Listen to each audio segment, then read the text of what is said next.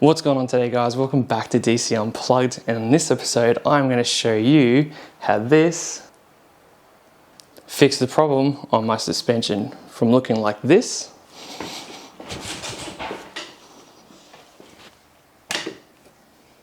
and now looking like this. Oh yeah, that's made it so much better. And don't worry guys, this is a very basic mod. It's very easy with some very simple hand tools, and this can be done within less than 5 minutes. So let's do it. So before we go on with the video guys, a quick thank you to actually the whole Dragon community, and quite a few people actually have reached out to me, including one particular person that brought this mod actually to my attention. And there's one individual that I would like to really thank is Sven. So thank you so much, Sven, for actually reaching out to us and getting in contact with us, because I actually had no idea. I just put everything back the way it was and did notice that the suspension would pop up once I got off of it. So I knew something was going on there, but I just didn't have time to actually have a look at it. So without saying any more, thank you so much, Sven, for reaching out. And what we're going to do is I'm going to show you the tools you'll need to basically do this free mod. So if you have a Dragon Hurricane of the 23 build, this is more going to be associated to yourself. If you have a 24 build, I think they have actually changed that and actually already fixed this. So with that being said, let's show you the tools that you'll need for this job. So with this mod, this is very easy. We're only going to be using basically 3 very simple tools. So first of all, you want a 21mm spanner or ratchet, a set of Allen keys, and my favorite, a milk crate. So now that we have the scooter on the stand here, we're basically going to be undoing this Allen key here on the front forks, and that's your motor wire. So we just want to remove that, so then that way it can move around quite easily, and so just so we can drop it out. So basically the mod here that we're doing today is we're basically just taking out a washer that sits in between the 2 shocks here, because it just makes it spread out a little too far and actually stops the shocks from going directly up in line and kind of spreads them out so they kind of catch on their way up and down. So that's pretty much what we're doing. So let's get this wheel off and get that shim out. So what we're going to do first is grab our Allen key and just loosen that off. So that one there, for those playing at home, it is a 4mm. So 4mm, and there is a little nut on the back side, so you can usually hold that with your hand. If not, it is a 10mm or an 8mm, I think. That looks like it's going to be possibly an 8mm. So I got myself an 8mm, as you can see here. It's just one of those typical little ratchet end spanners. Just an 8mm spanner, nice and easy. So we're just going to use that. And just behind this Allen key here, there is a little nut in there, so we just want to hold that while we undo.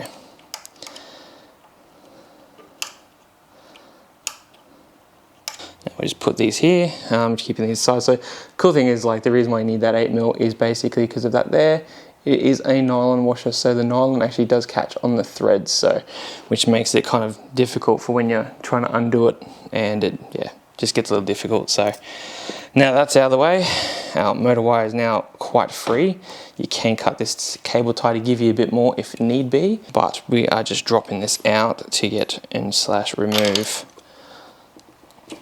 some of these washers. Just loosen these off.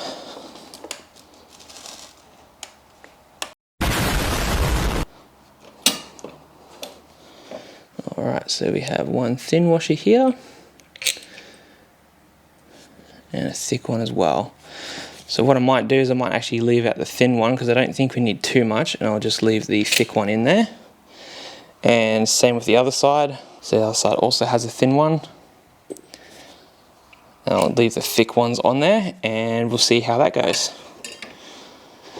Now the idea is, if you can slide it into these forks real easy, you've pretty much nailed it, because that means the spacing is pretty much spot on. Keeping in mind, you've got to look out for your caliper as well, make sure that's aligned. And that went in really easy. So let's put our locking pins back in and basically do everything in reverse. Not forgetting to put our motor wire bracket back together, so just the long one through first, carries us through there, and put our little 8mm nut on the back. Now, keeping in mind, guys, this does not need to be ridiculously tight. It is just there to hold the motor wire in place through a little loop kind of thing. So that bolt does not need to be sent ridiculously tight. So that is it. That's pretty much it. Let's pull it off this little crate we have here and see if it made a difference. Oh yeah. That's made it so much better. Doesn't get stuck anymore. How good. So there you have it, guys, using some very simple tools. We've only got 3 very simple tools: Allen key, obviously our 8mm and our 21mm socket. We were able to actually fix that little suspension getting stuck. How simple is that?